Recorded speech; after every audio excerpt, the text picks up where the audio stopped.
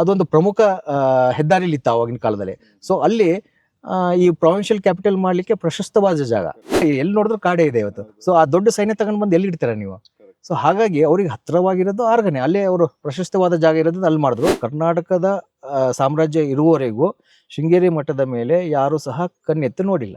ಆ ಕಾಡಲ್ಲಿ ಇವತ್ತು ವೈಲ್ಡ್ ಲೈಫ್ ರಿಸರ್ವ್ ಆಗಿದೆ.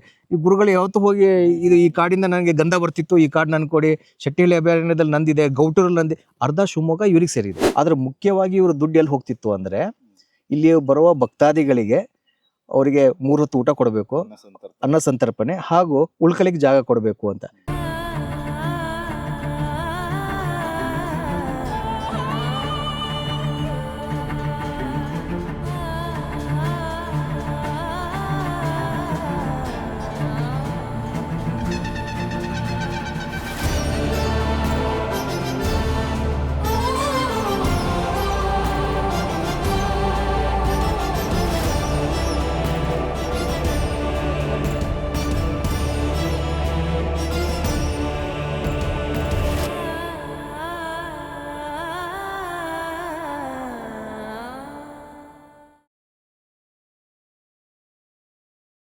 ಆ ಆರ್ಗದಲ್ಲಿ ಆಳದಂತ ರಾಜರುಗಳದೆಲ್ಲ ದಾಖಲೆ ಅಲ್ಲಿ ಏನಾದ್ರು ಶಾಸನಗಳು ತುಂಬಾ ಇದಾವೆ. ನಿಮ್ಗೆ ಎಲ್ಲವೂ ಪಬ್ಲಿಷ್ ಆಗಿದ್ದಾವೆ.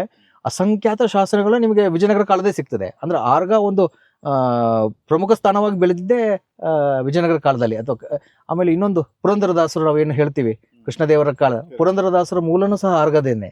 ಸೊ ಅವ್ರು ಇಲ್ಲಿಂದನೇ ಅಲ್ಲಿಗೆ ದಾಖಲೆಗಳಿದೆಯಾ? ಅದಕ್ಕೆ ಸಾಕಷ್ಟು ಸಂಶೋಧನೆಗಳಾಗಿದೆ. ಅಲ್ಲಿ ಅವರು ಎಲ್ಲಿದ್ರು ಅಂತ ಹೇಳಿ ಅದಕ್ಕೆ ಸಾಕಷ್ಟು ಈಗ ಪುರಾವೆಗಳು ಸಿಕ್ಕಿದಾವೆ. ಆರ್ಕಿಯಾಲಜಿಕಲ್ ಡಿಪಾರ್ಟ್ಮೆಂಟು, ಕರ್ನಾಟಕ ಸರ್ಕಾರ ಇವರೆಲ್ಲ ಸೇರಿ ಒಂದು ಟೀಮ್ ಮಾಡಿ ಅದನ್ನ ಒಂದು 10 ವರ್ಷದಿಂದ ಸರ್ವೆ ಮಾಡಿ ಒಂದು ಕೊನೆ ಹಂತಕ್ಕೆ ಬಂದಿದ್ದಾರೆ ಈಗ. ಸೊ ಇನ್ನೇನು ಡಿಕ್ಲೇರ್ ಮಾಡ್ಕೋಬೇಕಷ್ಟೇ. ಸೊ ಪುರಂದರದಾಸರು ಇಲ್ಲಿ ಅವರೇ ಅಂತ. ಅಂದ್ರೆ ಈ ಆರ್ಗಾನಿದೇನಿದೆ ಹಳೆ ದೇವಸ್ಥಾನಗಳೆಲ್ಲ ಇದಾವೆ. ಅಂದ್ರೆ ತುಂಬಾ ದೊಡ್ಡ ಪಟ್ಟಣ ಇತ್ತು ಅದು. ಹಳೆ ದೇವಸ್ಥಾನಗಳು, ಒಂದಿಷ್ಟು ಪುರಾತನ ದೇವಸ್ಥಾನಗಳು, ಅಂದ್ರೆ ಸಿಕ್ಕಾಪಟ್ಟೆ ಶಾಸನಗಳು ಎಲ್ಲ ಸಿಗ್ತಾವೆ ನಿಮ್ಗೆ ವಿಜಯನಗರ ಕಾಲಕ್ಕೆ ಸಂಬಂಧಪಟ್ಟಂಗೆ. ಸೊ ಆ ಶಾಸನದ ಆಧಾರದ ಮೇಲೆ ಆರ್ಗ ಅನ್ನೋದು ತುಂಬಾ ಸಂಪದ್ಭರಿತವಾಗಿತ್ತು ಅಂತ. ಅಂದ್ರೆ ಇವ್ರು ಎಲ್ಲ ಟ್ಯಾಕ್ಸ್ ಕಲೆಕ್ಷನ್ ಇವರೇ ಮಾಡ್ತಾ ಇದ್ರು. ಇಲ್ಲಿಂದ ಟ್ಯಾಕ್ಸ್ ಕಲೆಕ್ಟ್ ಮಾಡಿ ಅಲ್ಲಿಗೆ ಹೋಗ್ತಾ ಇದ್ರು. ಯಾಕಂದ್ರೆ ಕರಾವಳಿಯ ಮೇಲೆ ನೀವು ಹಿಡಿತ ಸಾಧಿಸಿದ್ರೆ ಯಾವ್ದೇ ವಸ್ತು ಒಳಗೆ ಬರಬೇಕು ಅಂದ್ರೆ ಅಲ್ಲಿಂದನೇ ಬರಬೇಕು. ಆದಾಯ ಇರೋದು ಅಲ್ಲಿಂದನೇ. ಅದನ್ನ ಉಸ್ತುವಾರಿ ಮಾಡಿದ್ದು ಆರ್ಗದಿಂದ. ಬೇರೆ ಎಲ್ಲ ಟೋಟಲ್ ಕರಾವಳಿ ಏನಿದೆ ಅದನ್ನ ಉಸ್ತುವಾರಿ ಮಾಡಿದ್ದು ಇವರು. ಸೊ ಇಲ್ಲಿಂದ ಇವರು ಇದಕ್ಕೆ ಕಳಿಸ್ತಾ ಇದ್ರು, ವಿದ್ಯಾನಗರಿಗೆ ಕಳಿಸ್ತಾ ಇದ್ರು. ಸೊ ಹಾಗಾಗಿ ಇವರು ಪಕ್ಕದಲ್ಲೇ ಒಂದು ಪ್ರಾವಿನ್ಷಿಯಲ್ ಕ್ಯಾಪಿಟಲ್ ಮಾಡಿ ಅದು ಸಹ ಬಹಳ ಪ್ರಾಮುಖ್ಯತೆಯನ್ನು ಪಡೀತದೆ. ಒಂದು ವ್ಯವಹಾರಿಕವಾಗಿ ವಿಜಯನಗರಕ್ಕೆ ಸಹಾಯ ಆಗ್ಲಿ ಅನ್ನೋದಾದ್ರೆ ಸೆಕ್ಯೂರಿಟಿ ಶೃಂಗೇರಿಗೆ ಅದು ರಕ್ಷಣೆ ಆಗ್ಲಿ ಅನ್ನೋದಕ್ಕೆ ಆರ್ಗಾನ ಇಲ್ಲಿ ಇಟ್ಟಿದ್ರು. ಆಮೇಲೆ ಇಲ್ಲಿ ನೀವು ಕೇಳ್ಬೋದು, ಹತ್ತಿರದಲ್ಲೇ ಮಾಡ್ಬೋದಿತ್ತಲ್ಲ, ಈ ಸಂಸ್ಥಾನದ ಪಕ್ಕದಲ್ಲೇ ಮಾಡ್ಬೋದಿತ್ತು, ಯಾಕೆ ಆರ್ಗಕ್ಕೆ ಅಂತೇಳಿ ಅಂತ. ನಾನು ಹೇಳಿದೆ ನೋಡಿ, ಇದ್ರ ಒಂದು ಡಿಸ್ಅಡ್ವಾಂಟೇಜ್ ಏನಂದ್ರೆ ಇದು ಈ ದಕ್ಷಿಣ ಪಥ ಅಥವಾ ಉತ್ತರ ಪಥದಲ್ಲಿ ಇಲ್ಲ, ಅಥವಾ ಮೇನ್ ಕಮರ್ಷಿಯಲ್ ರೂಟ್ ಅಲ್ಲಿ ಇಲ್ಲ ಅಂತೇಳಿ. ಆರ್ಗ ಏನಿದೆ ಕರಾವಳಿಗೆ ಬಹಳ ಹತ್ರ. ನೀವು ಈಗ ಆಗುಂಬೆಯಿಂದ ಮೇಲ್ ಬಂದಾಗ, ಅಥವಾ ಆ ಬದಿ ನಮ್ಮ ಏನು ಬರೆಕಲ್ವ ಘಾಟ್ ಅಂತ ಹೇಳ್ತೀವಿ, ನಮ್ಮ ಬಿದ್ನೂರ್ ಹತ್ರ ಇದೆ. ಸೊ ಘಟ್ಟ ಹತ್ತು ಬಂದ ಸಿಕ್ಕಿದಾಗ ಆರ್ಗ ಏನಿದೆ ತುಂಬಾ ಸಲೀಸವಾಗಿ ಸಿಗ್ತದೆ. ಸೊ ಅದೊಂದು ಪ್ರಮುಖ ಹೆದ್ದಾರಿಲಿ ಇತ್ತು ಆವಾಗಿನ ಕಾಲದಲ್ಲಿ. ಸೊ ಅಲ್ಲಿ ಈ ಪ್ರಾವಿನ್ಷಿಯಲ್ ಕ್ಯಾಪಿಟಲ್ ಮಾಡ್ಲಿಕ್ಕೆ ಪ್ರಶಸ್ತವಾದ ಜಾಗ. ಸೊ ಅದನ್ನು ನೋಡ್ಕೋಬೇಕಲ್ಲ ಅವರು, ಗೇಟು. ಆಮೇಲೆ ಅವ್ರು ಸೈನ್ಯವನ್ನು ಇಡಬೇಕು ಅಂದಾಗ ಅದಕ್ಕೊಂದು ನೋಡಿ, ಇದು ಕಾಡಿಂದ ಎಲ್ಲಿ ನೋಡಿದ್ರು ಕಾಡೇ ಇದೆ ಇವತ್ತು. ಸೊ ಆ ದೊಡ್ಡ ಸೈನ್ಯ ತಗೊಂಡು ಬಂದು ಎಲ್ಲಿ ಇಡ್ತೀರಾ ನೀವು? ಸೊ ಹಾಗಾಗಿ ಅವ್ರಿಗೆ ಹತ್ತಿರವಾಗಿರೋದು ಆರ್ಗನೆ, ಅಲ್ಲೇ ಅವರು ಪ್ರಶಸ್ತವಾದ ಜಾಗ ಇರೋದ್ರಿಂದ ಅಲ್ಲಿ ಮಾಡಿದ್ರು. ಅದು ಇದಕ್ಕೆ ಹತ್ರ ಇರೋದ್ರಿಂದ ಅಲ್ಲಿಂದನೇ ಅವರು ಇದ್ರ ಬಗ್ಗೆ ಎಲ್ಲ ನೋಡ್ಕೊತಾ ಇದ್ರು. ಅಲ್ಲಿ ಪಕ್ಕದಲ್ಲಿ ಕಳಶ ಇತ್ತು. ಕಳಶ ಅಷ್ಟು ಇದಿರಲಿಲ್ಲ. ಅವ್ರ ಅಧೀನದಲ್ಲೇ ಅಲ್ಲಿ ರಾಜರುಗಳು ಕಾರ್ಯಭಾರ ಮಾಡ್ತಾ ಇದ್ರು. ಹಾಗಾಗಿ ಇವ್ರಿಗೆ ಯಾವುದೇ ರೀತಿಯ ತೊಂದರೆ ಇಲ್ಲ. ಒಟ್ಟು ಕರ್ನಾಟಕದ ಸಾಮ್ರಾಜ್ಯ ಇರುವವರೆಗೂ ಶೃಂಗೇರಿ ಮಠದ ಮೇಲೆ ಯಾರು ಸಹ ಕಣ್ಣೆತ್ತು ನೋಡಿಲ್ಲ. ಇದು ಒಂದು ರೆಕಾರ್ಡ್ ಅಂತಾನೆ ಹೇಳ್ಬೋದು ನಾವು. ಇದು ನಮಗೆ ಒಂದು ಶೃಂಗೇರಿಯ ಜರ್ನಿ ವಿಜಯನಗರದ ಜೊತೆ. ಮತ್ತೆ ಇದು ಯಾವ ಮಟ್ಟದ ವಿದ್ಯಾಕೇಂದ್ರ ಆಗಿತ್ತು, ಅಕಸ್ಮಾತ್ ನೀವು ಹೇಳಿರೋನೆಲ್ಲ ನನಗೆ ಯೋಚನೆ ಮಾಡಿದ್ರೆ ಅನ್ಸಿದ್ ನನಗೆ, ಇನ್ನೊಂದು 200 ವರ್ಷ ಏನಾದ್ರೂ ವಿಜಯನಗರ ಹೀಗೆ ಬೆಳೆದಿದ್ರೆ ಪ್ರಾಬಬಲಿ ಇದು ನಮ್ಮ ಮತ್ತೊಂದು ನಳಂದ ಆಗ್ಲಿಲ್ಲ ಅಂದ್ರೂ ಅದು ಅರ್ಧದಂತ ಒಂದು ವಿಶ್ವವಿದ್ಯಾನಿಲಯವಂತೂ ಆಗಿರುತ್ತೆ. ಖಂಡಿತ ಅಲ್ವಾ? ನಿಜ. ಯಾಕಂದ್ರೆ ಆಲ್ರೆಡಿ ನೀವ್ ಹೇಳ್ದಾಗೆ ಅಷ್ಟ್ರಲ್ಲಿ ಆಲ್ರೆಡಿ ತುಂಬಾ ಅಗ್ರಹಾರಗಳು ಸೇರಿ ಇದೊಂದು ವಿದ್ಯಾನಗರ ಆಗೋಗಿತ್ತು. ಕರೆಕ್ಟ್. ಆ ತರದ್ ಆಮೇಲೆ ಇದನ್ನ ಡೆವಲಪ್ ಮಾಡೋದು ಈಸಿ ಆಗಿರ್ತಾ ಇತ್ತು. ಆಮೇಲೆ ಈಗ ನಿಮ್ಗೆ ಗೊತ್ತಿರ್ಬೋದು, ವಿಜಯನಗರದಲ್ಲಿ ಅವ್ರ ಅಧೀನದಲ್ಲಿ ಸಾಕಷ್ಟು ಜನ ಸಾಮಂತರು, ನಾಯಕರು ಇದ್ರು. ಅಂದ್ರೆ ನೀವು ಮಧುರೈ ಇರ್ಬೋದು, ರಾಮನಾಡ್ ಅಥವಾ ರಾಮನಾಥ, ರಾಮೇಶ್ವರ ಅಂತ ಹೇಳ್ತೀವಿ, ಜಿಂಜಿ ಇರ್ಬೋದು, ನಮ್ಮ ಇಲ್ಲಿ ಕೆಳದಿಯವರು ಇರ್ಬೋದು, ಗೇರ್ಸೊಪ್ಪದವ್ರು, ಕರಾವಳಿ ಎಲ್ಲರೂ ಅಧೀನದಲ್ಲಿ ಇದ್ರು. ಸೊ ಅವರೆಲ್ಲ ಏನ್ ಮಾಡ್ತಾ ಇದ್ರು ಅಂದ್ರೆ, ಕರ್ನಾಟಕ ಸಾಮ್ರಾಜ್ಯದವರೇ ಇವರಿಗೆ ಇವ್ರಿಗೆ ನಡ್ಕೋತಾರೆ ಅಂದಮೇಲೆ ನಾವು ಹೋಗಿ ನಡ್ಕೋಬೇಕು ಅಂದ್ರೆ ದೊಡ್ಡವ್ರು ನಡ್ಕೋತಾ ಇದ್ರೆ ನಾವು ಒಂದು ಹೋಗೋಣ ಅಂತ ಅಂದ್ರೆ ಪ್ರೋಟೋಕಾಲ್ ಮಿಸ್ ಆಗಬಾರ್ದು ಅಂತ ಹೇಳಿ ಎಷ್ಟೋ ಜನ ಅವರು ಬಂತು ಸಹ ಇಲ್ಲಿ ದೆಂಗೆಗಳು ಕೊಟ್ಟಿದ್ದಾರೆ. ಅಂದ್ರೆ ಕರ್ನಾಟಕ ಸಾಮ್ರಾಜ್ಯ ಜೊತೆಗೆ ಅವರ ಅಧೀನದಲ್ಲಿರುವ ಎಲ್ಲರ ಜೊತೆಗೂ ವ್ಯವಹಾರಿಕ ಅಂದ್ರೆ ಸಂಬಂಧಗಳಿತ್ತು ಇವರಿಗೆ. ನೀವು ಮಧುರೈ ಹೇಳ್ತೀರ, ರಾಮೇಶ್ವರದಲ್ಲಿ ಈಗಲೂ ಸಹ ಇವ್ರು ಹೋದ್ರೆ ರಾಮೇಶ್ವರ ದೇವಸ್ಥಾನದಲ್ಲೇ ಇವರು ತಂಗ್ತಾರೆ ಗುರುಗಳು. ಸೊ ಇವೆಲ್ಲವೂ ಕರ್ನಾಟಕ ಸಾಮ್ರಾಜ್ಯದಿಂದ ಇವರಿಗೆ ಆ ರಿಲೇಷನ್ ಒದಗಿ ಬರ್ತದೆ. ಅಂದ್ರೆ ಇನ್ನೂ ಗಟ್ಟಿ ಆಗ್ತದೆ, ಪ್ರೋಟೋಕಾಲ್ ಮಾಡಿಬಿಡ್ತಾರೆ ಅದನ್ನ. ಮೊದಲು ಇತ್ತು ಇವರಿಗೆ, ಆದ್ರೆ ಏನಾಗ್ತದೆ ಈ ಕರ್ನಾಟಕ ಸಾಮ್ರಾಜ್ಯ ಬಂದ ಮೇಲೆ ಎಲ್ಲವೂ ಪ್ರೋಟೋಕಾಲ್ ತರ ಹೋಗ್ಬಿಡ್ತದೆ. ಗುರುಗಳು ಬರ್ತಾರ, ನಿಮ್ಮ ಊರ್ ಮೇಲೆ ಬರ್ಬೇಕಾದ್ರೆ ನೀವೇ ಅದಕ್ಕೆ ಸಂಬಂಧಪಟ್ಟಂಗೆ ಎಲ್ಲ ರಕ್ಷಣೆ ಮಾಡಬೇಕು. ಅವ್ರು ಎಲ್ಲಿ ಬರ್ತಾರೆ ಅದನ್ನ ನೀವು ನೋಡ್ಕೋಬೇಕು. ಈ ದೇವಸ್ಥಾನಕ್ಕೆ ಬರ್ತಾರೆ, ಅವ್ರಿಗೆ ಒಳಗೆ ಬಿಡ್ಕೋಬೇಕು. ಅವ್ರು ಏನು ಕೇಳ್ತಾರೆ ಅದನ್ನ ನೀವು ಒದಗಿಸ್ಬೇಕು. ರಾಜಾಜ್ಞೆ ಆಗ್ಬಿಟ್ಟಿತ್ತು. ಅದು ಒಂಥರ ಪ್ರೋಟೋಕಾಲ್ ಅಥವಾ ಟ್ರೆಡಿಷನ್ ತರ, ಅಂದ್ರೆ ಕಂಟಿನ್ಯೂಸ್ ಮಾಡಿಬಿಟ್ಟು ಟ್ರೆಡಿಷನ್ ಅಂತ ಹೇಳ್ತೀವಿ ನೋಡು, ಆ ಟ್ರೆಡಿಷನ್ ಆಗ್ಬಿಡ್ತು. ಸೊ ಇವತ್ತಿಗೆ ಆ ಪರಂಪರೆ ನಡ್ಕೊಂತ ಬಂದಿದೆ. ಸಾಕಷ್ಟು ಒಂದಿಷ್ಟು ಏಳು ಬೀಳುಗಳು ಆಗಿದ್ದಾವೆ, ಆದ್ರೂ ಸಹ ಒಂದಿಷ್ಟು ಕಷ್ಟದ ಸಮಯಗಳಲ್ಲೂ ಅದನ್ನ ಹಾಗೆ ಪಾಲಿಸ್ಕೊಂತ ಬಂದಿದ್ದೀವಿ. ಇವತ್ತಿಗೂ ಸಹ ಅದು ಆ ಪರಂಪರೆ ನಡೀತಾ ಇದೆ. ನಾವು ಇಲ್ಲಿ ಇವರೆಲ್ಲ ಮಾತಾಡ್ಬೇಕಾರೆ ಈಗ ಈ ಜನ ಏನ್ ಮಾಡ್ತಾರೆ, ಇತಿಹಾಸಕಾರರು ಮಾತಾಡ್ಬೇಕಾದ್ರೆ ವಿದ್ಯಾರಣ್ಯ ಅಂತ ಒಂದು ಹೊರಗೆ ಹಾಕ್ಬಾರ್ದು. ಆದ್ರೆ ಮಠದ ವತಿಯಿಂದ ಅವ್ರು ಮಾತಾಡ್ಬೇಕಾದ್ರೆ ಶೃಂಗೇರಿ ಮಠ ಅಂತಾನೆ ಮಾತಾಡ್ತಾರೆ ಅವರು. ಜಗದ್ಗುರುಗಳು ಅಂತ ಅಂದ್ರೆ ಯಾರು ಹೆಸರನ್ನ ಅವ್ರು ಇದು ಮಾಡ್ಲಿಕ್ಕಲ್ಲ. ಯಾವ ಜಗದ್ಗುರುಗಳು ಮಾಡಿದ್ರು ಅದು ಶೃಂಗೇರಿ ಮಠನೇ ಮಾಡಿದ್ದು. ಆ ವ್ಯಾಖ್ಯಾನ ಸಿಂಹಾಸನದಲ್ಲಿ ಯಾರು ವಿರಾಜಮಾನರಾಗಿದ್ರು ಅವ್ರು ಮಾಡಿದ್ರು ಅಷ್ಟೇ. ಅದರ ಶಕ್ತಿ ಅಮ್ಮನವರ ಶಕ್ತಿ ಬಿಟ್ರೆ ನಮ್ದೇನಿಲ್ಲ ಅನ್ನೋ ಲೆವೆಲಿಗೆ ಮಾತಾಡ್ತಾರೆ. ಅಂದ್ರೆ ಅವ್ರು ಅಷ್ಟು ಡೌನ್ ಟು ಅರ್ತ್ ಅಂತಾನೆ ಹೇಳ್ಬೋದು. ಇವ್ರು ಇಷ್ಟು ಬೇರೆ ಬೇರೆ ಸಾಮ್ರಾಜ್ಯದವರು ಇವ್ರ ಅಧೀನದಲ್ಲಿ ಕೆಲಸ ಮಾಡಿದ್ರು ಸಹ ಕ್ರೆಡಿಟ್ ಬೇರೆ ಯಾವುದೇ ಮಠಕ್ಕೆ ಇದ್ದಿದ್ರು ಪ್ರಾಬಬ್ಲಿ ಅದನ್ನ ಹೆಂಗೆ ಎನ್ಕ್ಯಾಚ್ ಮಾಡ್ಕೊಂಡು ಏನೇನೋ ಆಗಿರ್ತಾ ಇತ್ತು. ಬಟ್ ಸ್ಟಿಲ್ ಇದು ಡೌಟ್. ಆಮೇಲೆ ನೋಡಿ, ಇದು ಮೌಲ್ಯಗಳನ್ನ ಉಳಿಸ್ಕೊಂಡಿದೆ. ಈಗ 1947 ಇದಾದಾಗ ಎಲ್ಲ ಪ್ರಿನ್ಸಿಪಲ್ ಸ್ಟೇಟ್ಸ್ಗಳು ಒಂದಾಗಬೇಕು, ನೀವು ನಿಮ್ಮ ಇದನ್ನ ಬಿಟ್ಕೊಡ್ಬೇಕು, ಪೆನ್ಷನ್ ಕೊಡ್ತೀವಿ ಅಂತ ಹೇಳಿದ್ರು. ಅವಾಗ ಇವರು ಸಂಸ್ಥಾನ ಬಿಟ್ಕೊಡ್ಬೇಕಾಯ್ತು. ಯಾವುದೇ ರೀತಿಯ ತಕರಾರು ಮಾಡಲಿಲ್ಲ, ಎಲ್ಲೂ ನೀವು ಕೇಸ್ ರಿಜಿಸ್ಟರ್ ಮಾಡಿಲ್ಲ. ಮೈಸೂರು ಮಹಾರಾಜರು ಮಾಡಲಿಲ್ಲ, ಇವರು ಮಾಡಲಿಲ್ಲ. ಈಗ ನಿಜಾಮರು ನೋಡಿ ಅವ್ರು ಮಾಡಿದ್ರು, ನಂತರದಲ್ಲಿ ಯುದ್ಧ ಆಯ್ತು, ನಿಮ್ಗೆಲ್ಲ ಗೊತ್ತಿದೆ. ಒಂದಿಷ್ಟು ಜನ ಸೈನ್ ಮಾಡ್ಲಿಕ್ಕೂ ಹಿಂದೆ ಮುಂದೆ ಮಾಡಿದ್ರು, ಸ್ವಲ್ಪ ಟೈಮ್ ಆದ್ರೂ. ಆದ್ರೆ ಈ ತರ ನಾವು ಕೊಡ್ತೀವಿ ಮಾಡಿ ರೆಡಿ ಫಸ್ಟ್ ನೀವು ಮಾಡಿ ದೇಶ ಅಂತ ಅಂದವರು. ಆದ್ರೆ ನೀವು ಈ ಧರ್ಮ ಸಂಸ್ಥಾನದ ನೀವು ಒಂದು ಇತಿಹಾಸ ಓದಿದಾಗ ಇವರಿಗೆ ಮುಂಚೆನೆ ಒಂದು ಅಧಿಕಾರನೂ ಕೊಡ್ಲಿಕ್ಕೆ 1887 ಸ್ಟಾರ್ಟ್ ಮಾಡ್ಬಿಡ್ತಾರೆ ಇವರು. ಬ್ರಿಟಿಷ್ ಏನು ಕಮಿಷನರ್ ರೂಲ್ ಮುಗಿದು ಬರ್ತದೆ. ಸೊ ಅವರು ನೀವು ಇದೆಷ್ಟು ವರ್ಷದಿಂದ ನೀವು ಮಾಡ್ತಾ ಇದ್ದಾರೆ, ನೀವು ನೋಡ್ಕೊಳ್ಳಿ ಅಂತೇಳಿ ಅವಾಗಲೇ ಅವ್ರು ಬಿಟ್ಕೊಟ್ಬಿಟ್ಟಿರ್ತಾರೆ. ಸೊ ಹಾಗಾಗಿ 47 ನಂತರದಲ್ಲಿ ಜಹಾಗೀರ್ ಅಬೋಲಿಷ್ ಆದಾಗ ಯಾವುದೇ ರೀತಿ ತಲೆ ಕೆಡಿಸ್ಕೊಳ್ಳಲ್ಲ ಅವರು. ಇಲ್ಲ, ನಾವು ಏನೇನು ಮಾಡ್ಬೇಕು ಮಾಡಿದ್ದೀವಿ, ಇದು ದೇವಕೃಪೆ, ಅಮ್ಮನವ್ರು ಹೆಂಗೆ ಹೇಳ್ತಾರೆ ಹಾಗೆ ಅಂತೇಳಿ ಎಲ್ಲೂ ಸಹ ಒಂದು ಕೇಸ್ ರಿಜಿಸ್ಟರ್ ಮಾಡಿಲ್ಲ. ಇಲ್ಲಷ್ಟೇ ಅಲ್ಲ, ಬೇರೆ ಕಡೆ ಎಲ್ಲೆಲ್ಲಿ ಜಾಗ ಇತ್ತು ಎಲ್ಲಾದ್ರೂ ಹಾಗೆ ಕಳ್ಕೊಂಡ್ರು. ಆದ್ರೆ ಇಲ್ಲಿವರೆಗೂ ಅವ್ರು ಯಾವ್ದ್ರ ಬಗ್ಗೆನೂ ತಲೆ ಕೆಡಿಸ್ಕೊಂಡಿಲ್ಲ. ಹಾಗಾದ್ರೆ ಸುಮಾರು ಶೃಂಗೇರಿ ಮಠಕ್ಕೆ ಮುಂಚೆಯಿಂದ ಕೊಟ್ಟಂತ ಎಷ್ಟೋ ಜಾಗಗಳು ಇವತ್ತು ಇದ್ರ ಕಂಡು. ನಾ ಹೇಳಿದ್ರೆ ಕಾಡುಗಳೇ ಇದ್ವು ಅಂತೇಳಿ ಅಂತ. ಆ ಕಾಡಲ್ಲಿ ಇವತ್ತು ವೈಲ್ಡ್ ಲೈಫ್ ರಿಸರ್ವ್ ಆಗಿದೆ. ಈ ಗುರುಗಳು ಯಾವತ್ತು ಹೋಗಿ ಈ ಕಾಡಿಂದ ನನಗೆ ಗಂಧ ಬರ್ತಿತ್ತು, ಈ ಕಾಡು ನನ್ ಕೊಡಿ, ಶೆಟ್ಟಿಹಳ್ಳಿ ಅಭಯಾರಣ್ಯದಲ್ಲಿ ನಂದಿದೆ, ಗೌಟೂರಲ್ಲಿ ನಂದಿ, ಅರ್ಧ ಶಿವಮೊಗ್ಗ ಇವ್ರಿಗೆ ಸೇರಿದೆ. ಕೃಷ್ಣದೇವರಾಯರು ಏನ್ ಮಾಡ್ತಾರೆ ಅಂದ್ರೆ ಆ ಕಾಲದಲ್ಲಿ ಹಿಂದೆನೆ ಹರಿಹರ ರಾಯರ ಕಾಲದಲ್ಲಿ ಕೊಟ್ಟಿದ್ರು ಇವರಿಗೆ. ಆದ್ರೆ ಆ ರೆವಿನ್ಯೂ ಕಲೆಕ್ಷನ್ ಆಗ್ತಿರ್ಲಿಲ್ಲ. ಸೊ ಅವ್ರು ಏನ್ ಮಾಡ್ತಾರೆ, ಯಾರ್ಯಾರು ರೆವಿನ್ಯೂ ಕಲೆಕ್ಷನ್ ಮಾಡ್ತಾ ಇಲ್ಲ ಅವರಿಂದ ರೆವಿನ್ಯೂ ತಗೊಂಡು ಅವ್ರು ಕೊಡಲ್ಲ ಅಂದ್ರೆ ಅವರಿಂದ ಬಿಡಿಸಿ ಇನ್ನೊಬ್ರಿಗೆ ಕೊಡಿ ಅಂತ ಕೃಷ್ಣದೇವರಾಯರು ಆಜ್ಞೆ ಮಾಡ್ತಾರೆ. ಯಾವ್ಯಾವ ಅಂದ್ರೆ ಹರಕೆರೆ ಅಂತ ಒಂದು ಶಿವಮೊಗ್ಗದ, ಆಮೇಲೆ ಇನ್ಕ್ಲೂಡಿಂಗ್ ಶಿವಮೊಗ್ಗ, ಮಂಡಲಿ, ಸೂಳೆಬೈಲು ಅಂತೇಳಿ ಇವೆಲ್ಲ ಶಿವಮೊಗ್ಗ. ಇವತ್ತೇನು ಶಿವಮೊಗ್ಗ ಮಹಾನಗರ ಕಾರ್ಪೊರೇಷನ್ ಇದೆ, ಅರ್ಧ ಶಿವಮೊಗ್ಗ ಇವ್ರದೇ ಇತ್ತು. ಸೊ ನೀವು ಕಣ್ಣೆತ್ತೆಲ್ಲಿ ನೋಡಿದ್ರು ಶಿವಮೊಗ್ಗದ ಅರ್ಧ ಭಾಗ ಶೃಂಗೇರಿ ಮಠಕ್ಕೆ ಸೇರಿದ್ರು. ಹಾಗಂತೇಳಿ 1947 ನಂತರದಲ್ಲಿ ಶೃಂಗೇರಿ ಮಠದವ್ರು ಬಂದು ಇಲ್ಲ ಅರ್ಧ ಶಿವಮೊಗ್ಗ ನಂದು ನಮ್ಗೆ ಕೊಡಿ ಅಂತೇಳಿ ಎಲ್ಲೂ ಸಹ ಕೇಳಿಲ್ಲ. ಅವ್ರು ಅದ್ರ ಬಗ್ಗೆ ಅಪೇಕ್ಷೆನೂ ಪಟ್ಟಿಲ್ಲ.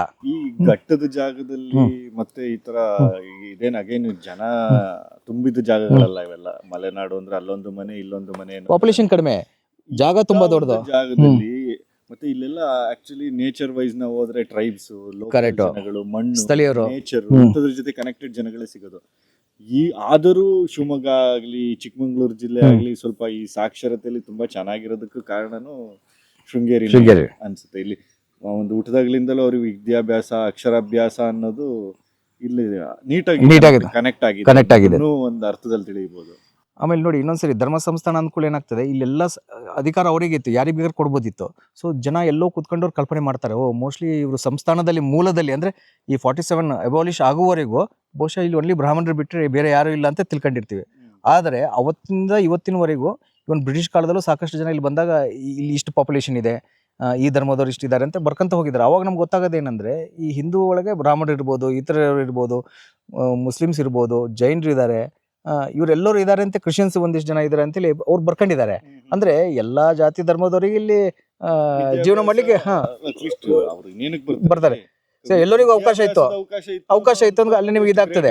ಈಗ ತುಂಬಾ ಜನ ಏನ್ ತಿಳ್ಕೊತಾರೆ, ಓ ಇವ್ರ ಧರ್ಮ ಸಂಸ್ಥಾನ ಮೋಸ್ಟ್ಲಿ ಇವ್ರು ಬಿಟ್ರೆ ಬೇರೆ ಯಾರು ಇರಲ್ಲ ಇಲ್ಲಿ ಅಂತ. ಮಠ ಇಲ್ಲಿ ಬೇರೆ ಯಾರು ಸಿಗಲ್ಲ ನಿಮ್ಗೆ. ಆದ್ರೆ ಇಲ್ಲಿ ಮೊದ್ಲಿನಿಂದ ಎಲ್ಲರೂ ಇದ್ದಾರೆ. ಸೊ ಇವತ್ತಿಗೂ ನೋಡಿ ನೀವು ಇಲ್ಲೆಲ್ಲ ಎಲ್ಲಾ ಜಾತಿಯ ಧರ್ಮದವರು ಸಿಗ್ತಾರೆ, ಎಲ್ಲರೂ ಮಠಕ್ಕೆ ಬರ್ತಾರೆ, ಎಲ್ಲರೂ ಅದೇ ರೀತಿ ನಮ್ಮ ಜಗದ್ಗುರುಗಳು ಆಧಾರ ಸ್ವಾಗತದಿಂದ ಅವರಿಗೆ ಬರ ಮಾಡ್ಕೊಂಡು ಅವ್ರು ಏನ್ ಕೇಳ್ತಾರೋ ಅವರಿಗೆಲ್ಲ ಮಾತಾಡ್ತಾರೆ ಚೆನ್ನಾಗಿ. ಹಾಗಾಗಿ ಇದು ಹಿಂದಿನಿಂದ ಬಂದ ಪರಂಪರೆ ಅಷ್ಟೇ ಬಿಟ್ರೆ ಇದ್ರೊಳಗೆ ಏನು ಉತ್ಪ್ರೇಕ್ಷವಾಗಿ ನಾವು ಹೇಳೋದೇನಿಲ್ಲ. ಹಾಗಾಗಿ ಅವತ್ತಿನ ಅವ್ರಿಗೆ ನೀವು ಕೇಳಿದ್ರೆ ನೀವು ಯಾವಾಗ ಬಂದಿದ್ದೀರಾ, ನಮ್ಮ ಮುತ್ತಜ್ಜ ಅದ್ರ ಮುತ್ತಜ್ಜಂದೇ ನಾವು ಇಲ್ಲೇ ಇದೀವಿ ಅಂತ ಹೇಳ್ತಾರೆ. ಅಂದ್ರೆ ಬಿಫೋರ್ ಜಾಗೀರ್ ಟೈಮಿಂದ ಇಲ್ಲಿದ್ದಾರೆ ಅಂತ.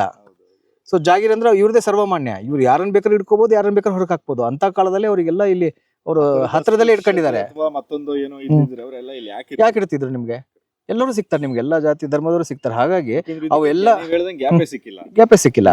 ನಿರಂತರವಾಗಿ ರನ್ ಮಾಡ್ತಾ ಬಂದಿದ್ದಾರೆ. ಅದ್ರಲ್ಲಿ ಸಣ್ಣ ಪುಟ್ಟ ಎದುರಿಸಿರ್ಬೋದು, ಒಂದಷ್ಟು ದಿನಗಳು ವರ್ಷಗಳು ಒಂಚೂರು ಡಿಫ್ರೆನ್ಸಸ್ ಗಳಾಗಿರ್ಬೋದೇ ಹೊರತು ಡಿಸ್ಕನೆಕ್ಟ್ ಆಗಿಲ್ಲ. ಆದ್ರೆ ಇವರಿಗೆ ನೋಡಿ ಇಷ್ಟೆಲ್ಲ ರೆವೆನ್ಯೂ ಇದ್ರೂನು ಒಂದೊಂದ್ಸರಿ ಲೋನ್ ಆಗ್ತಿತ್ತು ಇವರಿಗೆ. ಅಂದ್ರೆ ತುಂಬಾ ಬೇರೆ ಕಡೆಯಿಂದ ಲೋನ್ ತಗೊಂಡು ಪ್ರಾಬ್ಲಮ್ ಆಗ್ತಾ ಇತ್ತು. ನೀವು ಕೇಳ್ಬೋದು ಇಷ್ಟು ರೆವೆನ್ಯೂ ಇದೆ, ಇಲ್ಲಿಂದ ಬರ್ತಾ ಇದೆ, ಎಲ್ಲಿ ಇದಾಗ್ತಿದೆ ಅಂದ್ರೆ ನೀವು ಕರ್ನಾಟಕ ಸಾಮ್ರಾಜ್ಯದಿಂದ ಹಿಡಿದು ನೀವು ಒಡೆಯವರೆಗೆ ನೋಡ್ಬೋದು. ಇವ್ರು ಏನ್ ಮಾಡ್ತಾ ಇದ್ರು ಅಂದ್ರೆ, ಒಂದು ಎಲ್ಲ ಕಡೆ ಎಲ್ಲರೂ ಇವನ್ ಬ್ರಿಟಿಷರು ವರ್ಣನೆ ಮಾಡ್ತಾರೆ ಏನಂದ್ರೆ, ಇವರು ತುಂಬಾ ಚೆನ್ನಾಗಿ ದಿನನಿತ್ಯ ಪೂಜೆಗಳು ಮಾಡ್ತಾರೆ. ಅದಕ್ಕೆಲ್ಲ ಸಾಕಷ್ಟು ದುಡ್ಡು ಬೇಕಾಗ್ತದೆ. ತ್ರಿಕಾಲ ಪೂಜೆ ಆಗಬೇಕು, ಅದಕ್ಕೆ ಏನೇನು ಅಲಂಕಾರ ಮಾಡ್ಬೇಕೆಲ್ಲ. ಆದ್ರೆ ಮುಖ್ಯವಾಗಿ ಇವರು ದುಡ್ಡು ಎಲ್ಲಿ ಹೋಗ್ತಿತ್ತು ಅಂದ್ರೆ, ಇಲ್ಲಿ ಬರುವ ಭಕ್ತಾದಿಗಳಿಗೆ ಅವರಿಗೆ 3 ಹೊತ್ತು ಊಟ ಕೊಡಬೇಕು, ಅನ್ನ ಸಂತರ್ಪಣೆ ಹಾಗೂ ಉಳ್ಕಲಿಕ್ಕೆ ಜಾಗ ಕೊಡಬೇಕು ಅಂತ. ನೋಡಿ ಇದು ಅವತ್ತಿನ ಕಾಲದಲ್ಲಿ ಇಲ್ಲಿ ಬರೋದಷ್ಟು, ಇಲ್ಲಿ ಬಂದ್ರು ಅಂದ್ರೆ ಒಂದೊಂದು ವಾರ ಉಳಿತಾ ಇದ್ರು. ಈಗ ಬೆಳಗ್ಗೆ ಬಂದು ಮಧ್ಯಾಹ್ನ ಹೋಗೋದು, ಮಧ್ಯಾಹ್ನ ಬಂದು ಸಂಜೆ ಹೋಗೋದು. ಇಲ್ಲಿ ಬಂದ್ರೆ ಒಂದು ವಾರ, ಆ ಒಂದು ವಾರ ಅವರ ಏನಿಲ್ಲಿ ಉಪಸ್ಥಿತಿ ಇದ್ದಾಗ ಅವರ ಊಟ ವಸತಿಗಳನ್ನ ನಿರ್ವಹಣೆ ಮಾಡ್ಬೇಕಾಗಿದ್ದು ಯಾರು ಮಠದವರೇ ಮಾಡ್ತಿದ್ರು. ಸೊ ಫ್ರೀ ಆಫ್ ಮಾಡ್ತಾ ಇದ್ರು. ಆಮೇಲೆ ಎಷ್ಟೋ ಕಡೆ ನಿಮಗೆ ಶಾಸನಗಳು ಸಿಗ್ತವೆ, ನಮ್ಮ ಕಂಟೆಂಪರರಿ ರೆಕಾರ್ಡ್ಸ್ ಕೆಳದಿದೆ ಸಿಗ್ತದೆ. ಅಕ್ಕಪಕ್ಕ ಈ ಮಲೇರಿಯಾ ಪ್ಲೇಗ್ ಎಲ್ಲ ಆದಾಗ ಸೊ ಅವರಿಗೆಲ್ಲ ಅನ್ನ ಸಂತರ್ಪಣೆ ಮಾಡಿದ್ದಾರೆ. ಸೊ ಇವತ್ತಿನ ನಾವು ಅನ್ನ ಸಂತರ್ಪಣೆ ಮಾಡ್ತಾ ಇದೀವಿ, ಇವತ್ತು ನಿನ್ನೆದಲ್ಲ, ಇದು ಅವಾಗಿಂದನೂ ನಡ್ಕೊಂತ ಬಂದಿದೆ ಇದು. ಸೊ ಅನ್ನ ಸಂತರ್ಪಣೆ ಮಾಡ್ಬೇಕಾದ್ರೆ ರೆವೆನ್ಯೂ ನಿಮ್ಗಲ್ಲಿ ಇದಾಗ್ತದೆ, ಅಬ್ಸರ್ವ್ ಆಗ್ತದೆ. ಈ ಬೇರೆ ವಿದ್ವಾಂಸರು ಕಡೆ ಬರುವ ಒಟುಗಳು ಅವರಿಗೂ ಸಹ ವ್ಯವಹಾರ ಮಾಡ್ತಾರೆ. ಅದನ್ನು ತಲೆ ಕೆಡಿಸ್ಕೊತಿರ್ಲಿಲ್ಲ ಅವರು.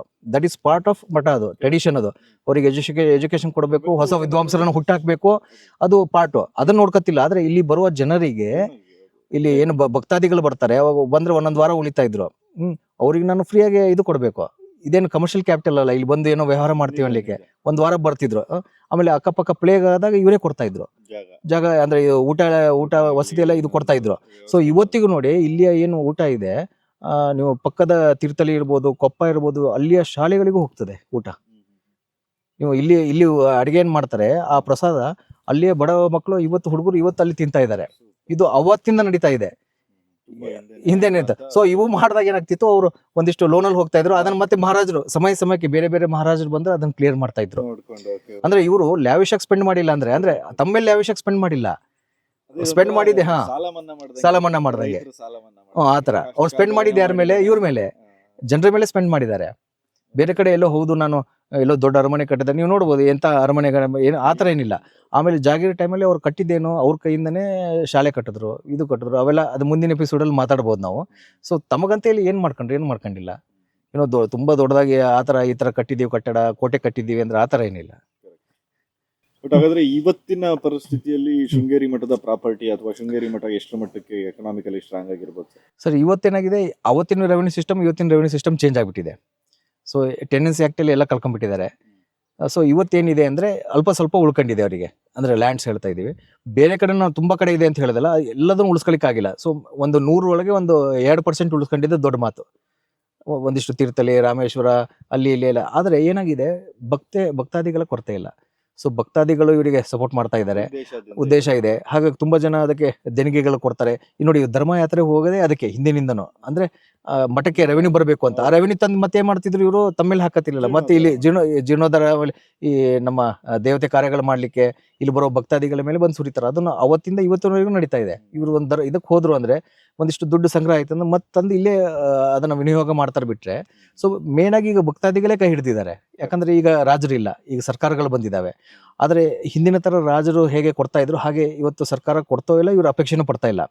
ಎಲ್ಲರಿಂದ ಒಂಚೂರು ದೂರವಾಗಿರೋಣ, ಯಾಕಂದ್ರೆ ಇವತ್ತಿನ ರಾಜಕೀಯ ವ್ಯವಸ್ಥೆ ಗೊತ್ತು ನಿಮಗೆ. ಹೌದು, ಯಾವ್ದಕ್ಕೂ ಹಾಗಾಗಿ ಸರಿ ಅವರು ಅದಕ್ಕೆ ಹೋಗ್ತಾ ಇಲ್ಲ. ನಮಗೆ ನಮ್ಮ ಭಕ್ತಾದಿಗಳಿದ್ದಾರೆ, ಅಮ್ಮನವ್ರು ಇದ್ದಾರೆ ಅಂತ ಹೇಳ್ಕೊಂಡು ಗುರುಗಳು ಅದೇ ರೀತಿ ಭಕ್ತಾದಿಗಳು ಕೈ ಹಿಡಿದಿದ್ದಾರೆ. ಸೊ ನೀವು ಇಲ್ಲಿ ಇವತ್ತು ಏನೇ ಹೋದ್ರೂ ನೀವು ಸಾಕಷ್ಟು ಭಕ್ತಾದಿಗಳೇ ಬರ್ತಾರೆ. ಇವರಿಗೆ ಏನು ದಕ್ಷಿಣ ಭಾರತ ಉತ್ತರ ಭಾರತ ಅಂತಿಲ್ಲ, ನಿಮಗೆ ನೇಪಾಳ ಇರ್ಬೋದು, ಈವನ್ ಫಾರಿನ್ ಇಂದ ಸಾಕಷ್ಟು ಜನ, ಈಗ ನೀವು ನಿನ್ನೆ ಮೊನ್ನೆಲ್ಲ ನೋಡಿರ್ಬೋದು, ಸಾಕಷ್ಟು ಜನ ಫಾರಿನರ್ಸ್ ಬರ್ತಾರೆ, ಎಲ್ಲರೂ ಭಕ್ತಾದಿಗಳೇನೆ. ಹಾಗಾಗಿ ಈಗ ಭಕ್ತಾದಿಗಳು ಕೈ ಹಿಡಿದಿದ್ದಾರೆ, ಆ ಪರಂಪರೆಗೆ ಮೆಚ್ಚಿ ಬಂದವರು. ಮತ್ತೆ ಇವರೇನು ನೀವು ಬರಲೇಬೇಕು ಅಂತ ಯಾರಿಗೆ ಕರ್ಕೊಂಬರಲ್ಲ. ಸೊ ಆ ಪರಂಪರೆನ ನೆಚ್ಚಿ ಯಾರು ಬರ್ತಾರೆ ಅವರು ಇಲ್ಲೆಲ್ಲರೂ ಬಂದು ಈ ಮಠಕ್ಕೆ ಏನು ಬೇಕೋ ಅವೆಲ್ಲ ದಾನ ಧರ್ಮಗಳು ನಡೀತಾ ಇದೆ, ಅಮ್ಮನವ್ರ ಕೃಪೆಯಿಂದ ನಡೀತಾ ಇದೆ. ಹಿಂದೆ ರಾಜರು ಇದ್ರು, ಇವಾಗ ಸರ್ಕಾರ ಇದೆ, ಆದರೆ ಇವತ್ತಿನ ಪರಿಸ್ಥಿತಿಯಲ್ಲಿ ಬೇರೆ ರೀತಿ ಇದು ಸರ್ವೈವ್ ಮಾಡ್ತಾ ಇದೆ ಅಂತ ಹೇಳ್ಬೋದು. ಕೆಳದಿ ಸಂಸ್ಥಾನಕ್ಕೆ ಕರ್ನಾಟಕದ ಸಾಮ್ರಾಜ್ಯದ ಮೂಲಕ ಸಿಕ್ಕಿರೋ ರಾಜ್ಯಪಾಲರ ಹುದ್ದೆಯಿಂದ ಶೃಂಗೇರಿ ಸಂಸ್ಥಾನಕ್ಕೆ ನೇರ ಸಂಪರ್ಕ ಬೆಳೆದೋಗ್ತದೆ. ಕೆಳದಿ ಮತ್ತು ಅಕ್ಕಪಕ್ಕ ಇರುವ 8 ಹಳ್ಳಿಗೆ ಸೀಮಿತವಾಗಿರುವ ಒಂದು ಸಂಸ್ಥಾನಕ್ಕೆ ಇವರು ರಾಜ್ಯಪಾಲರ ಹುದ್ದೆ ಕೊಟ್ಟಾಗ ಅವ್ರಿಗಿಂತ ದೊಡ್ಡ ಸಂಸ್ಥಾನಗಳು ಅವರ ಮಾತು ಕೇಳಿ ನಿಲ್ಲಿಸಿಬಿಡ್ತಾರೆ. ಈ ವೆಂಕಟಪ್ಪ ನಾಯಕರ ಅವಧಿಯಲ್ಲಿ 1589 1600 ಒಳಗೆ ಸತತವಾದ ಯುದ್ಧ ಮಾಡಿ ಅವರು ಮತ್ತೆ ಇವೆಲ್ಲ ರಾಜ್ಯನ ಅವ್ರ ಅಧೀನಕ್ಕೆ ತಂದು, ಅವಾಗ ಅವರು ಮಾಡಿದ ಮೊದಲ ಕೆಲಸ ಏನಂದರೆ, ಹಿಂದೆ ಕರ್ನಾಟಕ ಸಾಮ್ರಾಜ್ಯವರು ಏನು ಸಾಮ್ರಾಜ್ಯ ಇದ್ದಾಗ ಏನು ಪರಂಪರೆ ಇತ್ತು, ಟ್ರೆಡಿಷನ್ಸ್ ಇತ್ತು, ಕಲ್ಚರ್ ಇತ್ತು, ಅದೇ ಪದ್ಧತಿಯನ್ನು ಮುಂದುವರ್ಸ್ಕೊಂಡು ಹೋಗ್ತಾರೆ. ಹಾಗಾಗಿ ಸಾಕಷ್ಟು ಜನ ಇತಿಹಾಸಕಾರರು ಏನಂತಾರೆ, ಕರ್ನಾಟಕ ಸಾಮ್ರಾಜ್ಯದ ಮುಂದುವರಿದ ಭಾಗವೇ ಕೆಳದಿ ಸಾಮ್ರಾಜ್ಯ ಅಂತ, ಅಥವಾ ಸಂಸ್ಥಾನ ಸಾಮ್ರಾಜ್ಯ ಅಂತ ಹೇಳ್ಬೋದು. 163 ವರ್ಷ ಇವರಿಗೆ ಸಂಪೂರ್ಣವಾಗಿ ಬೆನ್ನೆಲುಬಾಗಿ ನಿಂತವರು ಶೃಂಗೇರಿ ಧರ್ಮ ಸಂಸ್ಥಾನಕ್ಕೆ ಕೆಳದಿ ಅರಸರು.